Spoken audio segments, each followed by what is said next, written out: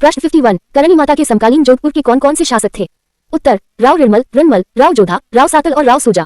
प्रश्न 52 बीकानेर के कौन से शासक करणी माता के समकालीन थे और उनके जीवनकाल में राजा बने? उत्तर राव बीका और राव लूणकरण। प्रश्न 53 करणी माता के समकालीन मारवाड़ के किस शासक की हत्या नागौर के खान ने धोखे से की थी, जिसके बाद माता ने राठौरों की सहायता की थी? उत्तर राव रणमल। मेवाड़ में हत्या के बाद जोधपुर को पुनः प्राप्त करने में जोधा की मदद की। प्रश्न 54 राव बीका ने जब जोधपुर से अपने पिता के राजचिन्ह पूजनीय वस्तुएं मांगे थे और मना करने पर विवाद हुआ, तब किस लोक देवी ने मध्यस्थता कर युद्ध टाला था?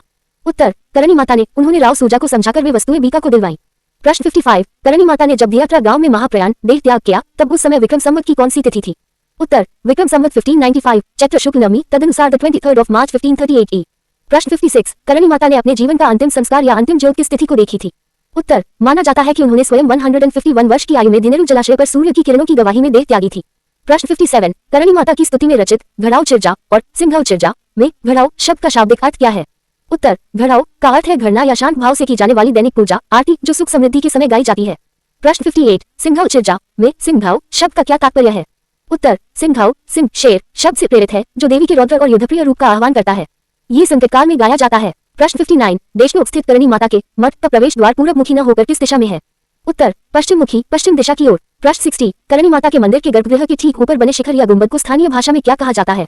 उत्तर उपला या सफेद गुंबद। इसका निर्माण भी महाराजा गंगा सिंह के काल में सुधारा गया था। प्रश्न 61 श्री करणी चरित्र नामक प्रामाणिक डिंगल ग्रंथ की रचना किसने की थी?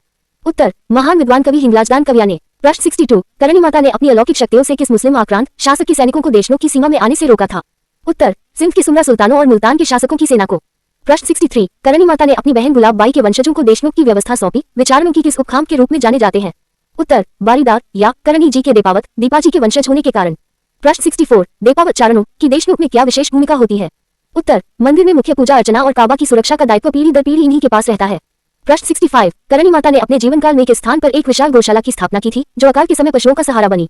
उत्तर नेहरी जी और देशमुख के ओरंग क्षेत्र में। प्रश्न 66 बीकानेर के महाराजा सूरत सिंह ने भटनेर दुर्ग हनुमानगढ़ पर विजय प्राप्त करने के बाद करणी माता के किस चमत्कार को याद कर उस दिन का नाम मंगलवार के कारण हनुमानगढ़ रखा था?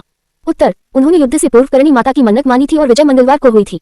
प्रश्न 67 देशमुख मंदिर परिसर में स्थित तिमड़े राय जी का छोटा मंदिर कहाँ बना हुआ है? उत्तर मुख्य गर्भगृह के ठीक पास में, क्योंकि करणी माता स्वयं उनकी पूजा करती थी। प्रश्न 68 करणी माता को किस प्राचीन देवी का अवतार माना जाता है? उत्तर हिंगलाज माता का, जो शक्तिपीठों में से एक है। प्रश्न 69 करणी माता के चमत्कारों को चारण साहित्य में किस नाम से पुकारा जाता है?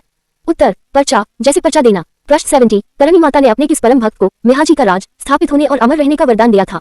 उत्तर शेखाजी भाटी को। प्रश्न 71 देशनों के ओरंग की परिधि क्षेत्रफल लगभग कितने किलोमीटर में फैली हुई है, जहां आज भी कटाई प्रतिबंधित है? उत्तर लगभग 42 कोस या लगभग 10 से 12 किलोमीटर का अर्धव्यास। प्रश्न 72 करणी माता के मंदिर में महाप्रसाद के रूप में जो दलिया या लापसी बांटी जाती है, उसे क्या कहते हैं?